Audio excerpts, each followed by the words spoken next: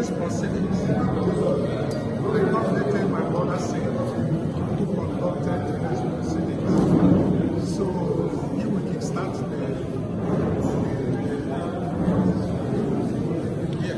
Okay, let us take some. Okay, let us. Well, thank you. Well, the proceeding today commences with the tendering of documents we think we have in our possession that tends to suggest to us that of disqualification.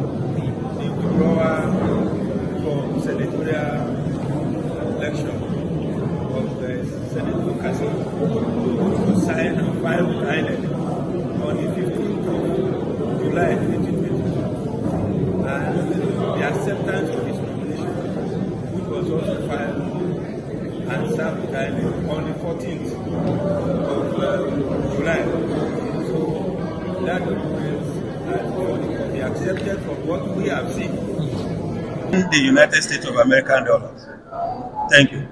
Have you made any headway with INEC? Sorry? Have you made any headway with INEC with respect to accessing relevant documents? Well, the one they gave to us, Exhibit P A1 to 4, are from them, but there are still other relevant documents. As you heard my leader earlier in court, we have issued them what we call subpoena for them to produce. Because they are all public documents, you are entitled to it, I'm entitled to it, everybody is entitled to it upon payment. So they should give us, and they shouldn't hide it. I expect them not to do so. Because if they hide them, you will ask questions why. Sir, how different is your case, the Shetima case? How different is it in your case? Well, I have not read it. I have not seen that judgment from the Supreme Court. But I think that facts of our case are facts that we need to plead and prove. And we have tendered some documents. So when we get to that bridge, we will cross it. I have not read it. So when I see it, then I'll be in a position to tell you.